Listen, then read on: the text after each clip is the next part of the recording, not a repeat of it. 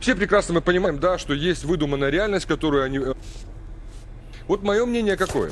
Все прекрасно мы понимаем, да, что есть выдуманная реальность, которую они генерируют, да, а есть реальная реальность, да, с которой мы имеем дело.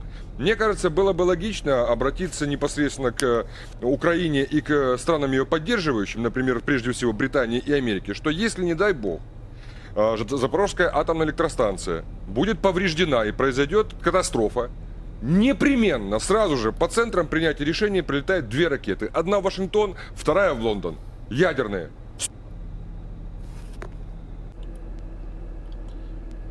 All right, Shalom. I'd like to start off by saying, Ka Halayim La Yahweh, by Hashem Yahweh Shai, by Hashem Harikak Wadash, my mom.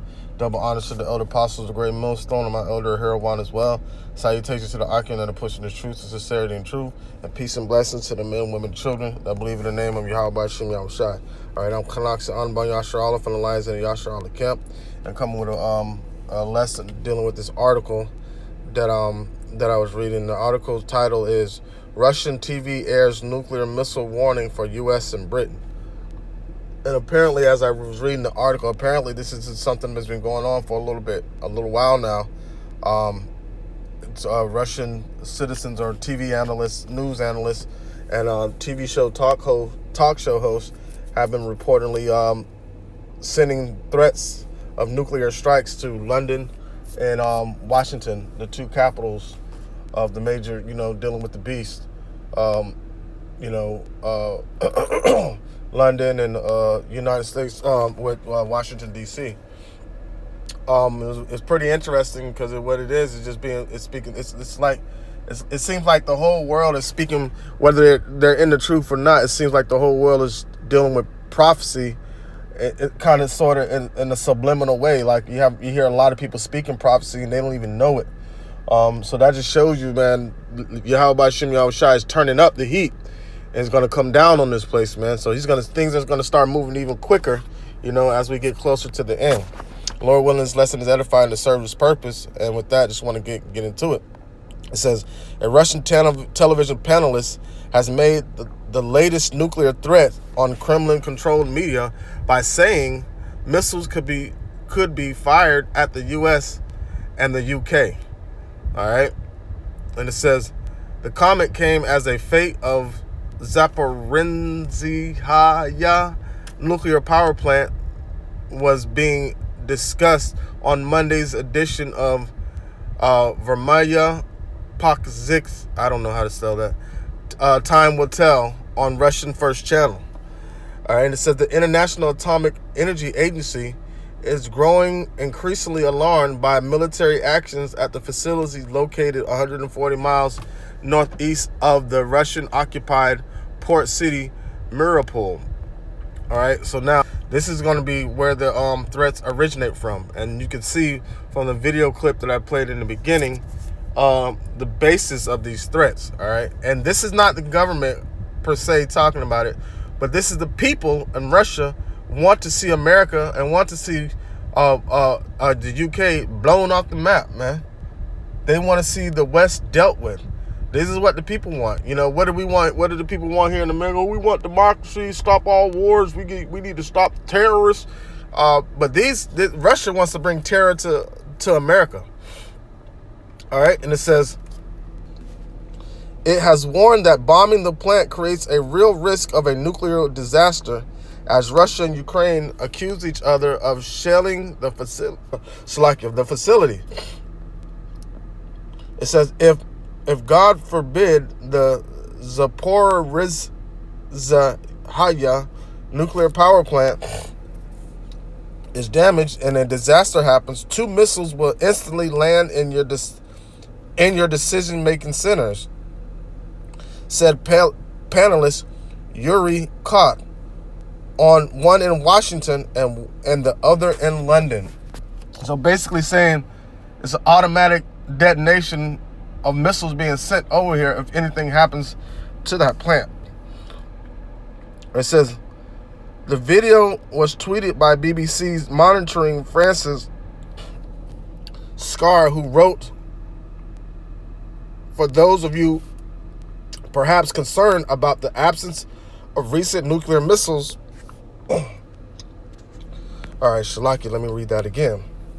It says the video was tweeted by BBC monitoring Francis Scar, who wrote, for those of you perhaps concerned about the absence of recent nuclear missile threats on Russia state TV. There was a new one today. A State Department spokesperson told Newsweek, "We think provocative rhetoric regarding nuclear weapons is dangerous. As to the risk of miscalculation, should be avoided, and we will not indulge in it." All right. And that was a video that was played earlier. It says Russian state television outlets have been pushing propaganda over the invasion of Ukraine, in which guests and anchors have boasted about their country's nuclear weapons capability and threatened possible attacks. All right, so this is what the people want. This is what is being talked about over there in Russia. It says these threats have been stepped up following the successful test of the Sarmat International Continental Missile. All right, it says the TV guests have said the capitals of Western countries that back Kyiv could be targets for Russian nuclear might. Although they don't talk about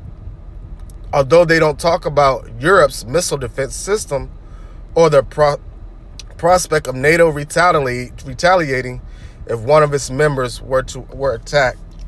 And that was the whole purpose of NATO being formed, is to keep like Russia and China and Iran at bay. All right, because if you attack any NATO member countries, then NATO is going to be forced to get involved. It says Russian President Vladimir Putin said earlier this month, however, that there can be no winners in a nuclear war, and it should never be unleashed. But it will be unleashed because it's all the will of Yahweh Bashim Yahushai that every last missile that's made is going to be shot off. Shalaki.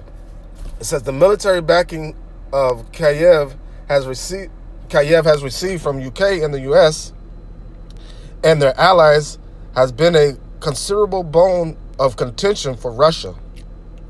The US and Ukraine have said the American supplied M142 high mobility artillery rocket system have helped Kyiv's force hit Russian command centers and ammunition depots. So basically, Russia feels like, since it came from the United States and the UK, that they're very much involved with the war as much as Ukraine for supplying those weapons. So now, what does that do? That gives them the unction to want to bomb America and bomb the UK. All right, it says in July, Olga Shkabayev said on the Russian One channel that the United States military support for Ukraine could cause the war to spill over into a conflict between Russia and NATO. And that's exactly like we've been speaking about this for months, and that's exactly what's going to happen. It says, telling viewers we'll go all the way to Warsaw. And Warsaw, if I'm not mistaken, is like a major city or a capital city in Poland. And I'm guessing it's an ally with Russia. I'm not sure about that. So basically, it's a I don't know their affiliation with Russia. I don't know if they're against Russia, but yeah, their plan is to take it all the way from the rooter to the tutor. All right, it says on Monday, Kart also took aim at Western military backings of Kyiv and how the war was being framed by Ukrainian allies. All right, so now, because Ukraine would have been done if it wasn't for the support of the United States and the UK. Through their support, now I wouldn't necessarily say Russia has been struggling, but it's taken them a little while longer to to what's the word I'm looking for? To achieve what they're trying to accomplish. All right. I said we said we all understand very well that they're generating a fictional reality, and then there's the real reality which we're dealing with. I think it would make sense to directly address Ukraine and the country supporting it, Cod said. All right. So directly address Ukraine and the country supporting it. So that's America and Britain. It says Newsweek has contacted the British Foreign Office for comments. All right, but I guess no comment was made. All right, so that's the end of the article. So from there, I want to go into Slovakia for a little under the weather. Allergies messing up like tremendously bad. But yeah, keep pushing though. This is Isaiah. From here, I want to go to Isaiah chapter 13, kind of, because I kind of feel that this article, the topic of his article is kind of going into that. And it reads, Isaiah 13:1, the burden of Babylon, which Isaiah, the son of Amos, did see. All right, so this is going to be a distress on America. So the burden of Babylon, it's talking about this Babylon too. It says, lift ye up a banner upon a high mountain, exalt the voice unto them, shake the hand that they may go unto the gates of the noble. And that high banner that we lift up is Yahweh Shem Yahushai. He's the enzyme, the example, the sign that we lift up upon these governments on the earth. He's the standard. All right? And we shake the hand of our people and condemn our people for being wicked and partaking in this messed up society that's been created by Esau. So that's why we rebuke them sharply and we shake the hand, that they may be able to go into the gates of the noble, that we may be able to go into the gates of the nobles for our people that are in these top seats, and tell them what they need to be saying to these officials, that judgment's coming upon you and this place. It says, I have commanded my sanctified ones, I have also called my mighty ones for my anger, even them that rejoice in my highness. So that's the angels, the elect, all right, are called to condemn this place, man. What does it say? The prophets of old have prophesied against many countries and kingdoms. I was roughly paraphrasing. It says, verse 4, the noise of the multitude in the mountains, as a great people, a tumultuous noise of the kingdoms of nations gathered together, the Lord of hosts mustered up the host of the battle. So Lord is gathering all these troops in our over there in Kuwait, over there in Eurasia, dealing with Ukraine, and it's all to bring forth judgment in these nations. All right, and this Lord doing all this. These nations are not calling, these officials are not calling any shots. It's Yahweh Shem Yahushai calling all the shots, manipulating the minds of these people to perform his will. Who can resist the will of Yahweh Shem Yahushai? Verse 5, they come from a far country, from the end of heaven, even the Lord and the weapons of his indignation to destroy the whole land. Right, now weapon of his indignation is talking about the missiles. All right, this is Isaiah 9:5. For every battle of the warrior is with confused noise and garments rolled in blood. Right, every battle before was like Braveheart, hand-to-hand combat. Then you upgraded into hand-to-hand combat with guns and bombs and stuff. But now, this is going to be a coward's war with pushing the buttons and shooting off of missiles. And it says, but this shall be with burning and fuel of fire. All right, and that's the weapons of Yahweh Shem Yahushai, indignation. All right, Isaiah chapter 13, verse 6. No, verse 5. No, verse 6. It says, howl ye, for the day of the Lord is at hand. It shall come as a destruction from the Almighty. All right. And that's what the whole purpose is, to bring judgment on the earth. And it says, therefore shall all hands be faint, and every man's heart shall melt. Right. So once that's a dreadful day when nuclear war breaks out. Everybody's gonna be afraid. Nobody wants a nuclear war to happen, except for places like Iran and North Korea. You know, they all kamikaze motherfuckers. They don't care. You know, they'll blow themselves up just to get their point across. It says, and they shall be afraid, pains and sorrows shall take hold of them, and they shall be in pain as a woman that travaileth. They shall be amazed one at another. Their faces shall be as flames. Right, these people are going to be scared, and literally their face is going to be in flames because the Lord's going to melt them. Let them sit there and melt when these missiles hit. It says, behold, the day of the Lord is cometh cruel, both with wrath and fierce anger, to lay the land desolate, and he shall destroy the sinners thereof out of it. So ain't nothing out of America gonna make it, except for the spirit of the elect. Everything else is gonna be destroyed, man. All right. It says, verse 10,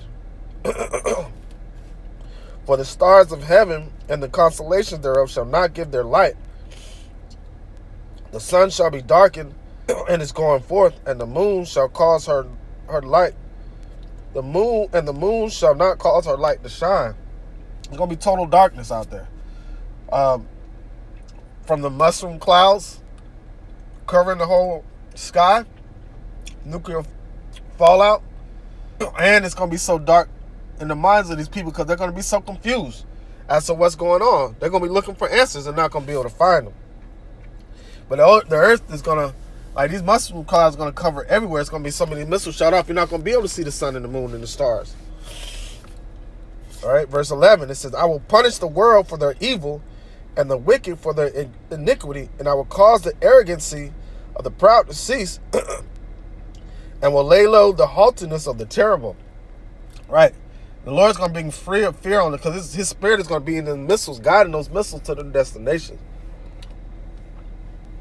Bringing straight fear on these other nations, and especially Esau. Matter of fact, let me get Job. What is it?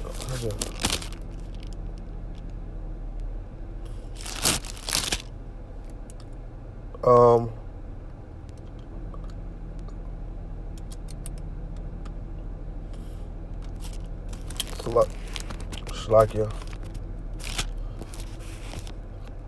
All right, this is Job chapter 18, verse 11. It says, terror shall make him afraid on every side and drive him to his feet. Right. So this is what's going to drive America to the feet. They're going to have to give answers. They're going to have to do something about Russia and these other nations flexing their muscles. It says, his strength shall be hunger bitten, and destruction shall be ready at his side. All right. And it says, it shall devour the strength of his skin. Even the firstborn of death shall devour his strength. His confidence shall be rooted out of his tabernacle, and it shall bring him to the king of terrors. So all this is doing is bringing these nations face to face with Yahweh Hashem Yahushua to their destruction. All right, Isaiah chapter 13, verse 11. And I will punish the world for their evil and the wicked for their iniquity, and I will cause the arrogancy of the proud to cease. Right. It's not going to be any more proud looks in that day, man. The Lord's going to take all that away. And I will lay low the haughtiness of the terrible. And I will make a man more precious than fine gold, even a man than the golden wedge of Ophir. Right, that's the most precious gold, where you get the purest gold from over there. And he's gonna make a man, the men of the Lord are gonna be as precious as fine gold, because everybody's gonna be the world's gonna be real dark, man. Like I said, like the day of the Lord is darkness, not light. All right, the light's already here. The light of Yahweh Shai, yeah, but it's darkness because it's gonna be confusing to these nations, man. They ain't gonna know what hit them, but then they ain't gonna realize that we have sinned against the Lord. We have erred from the truth. All right, verse 13. It said, "Therefore I will shake the heavens, and the earth shall remove out of her place, and the wrath of the Lord of hosts in the day of his fierce anger. And it shall be as the chased roe, and as a sheep that no man taketh up." And that's how Esau is going to be, man, in that day. "And they shall every man turn to his own people, and flee every one to his own land." Right. Eventually, that's what's going to happen in the kingdom. Everybody's going to go back to their own countries, right, and dwell in their own land, including the children of Israel. All right. It says, "Everyone that is found shall be thrust through, and everyone that is joined unto them shall fall by the sword. All right. Their children also shall be dashed to pieces before their eyes. Their houses shall be spoiled, and their wives ravished." Right. And this is what's coming to these other nations, mainly Esau. Okay. "Behold, I will stir up the Medes against them, which shall not regard silver, and as for gold, they shall not delight in it." And that's talking about Russia rising up against America. It says, "Their bows also shall dash them to young men to pieces, and they shall have no pity on the fruit of the womb. Their eyes shall not spare children." So ain't nobody gonna be spared, and no mercy gonna be showed to nobody. Only the children of Israel is gonna get mercy, man. It says, verse 19, "And Babylon, the glory of kingdoms, the beauty of the Chaldeans' excellency, shall be as when Yahweh overthrew Sodom and Gomorrah." So, and that's the key point right there. Yahweh Shai has a judgment on this place, and the judgment for this place is fire, man. It's going to burn it up to a crisp. And you see it happening, and the Lord turning back our captivity right before our eyes. All right, Lord, whether this lesson was edified and served his purpose with that, like Sekah Halayim, La Yahweh, Ba'ashem Yahweh Shai, Ba'ashem Harikak Radash Ma'amah. Double honors to the elder apostles, the great millstone, and my elder Herawan as well. Salutations to the Akim that are pushing the truth, sincerity, and truth. And peace and blessing to the men, women, and children that believe in the name of Yahweh Ba'ashem Yahweh Shai. We're almost out of here. Shalom.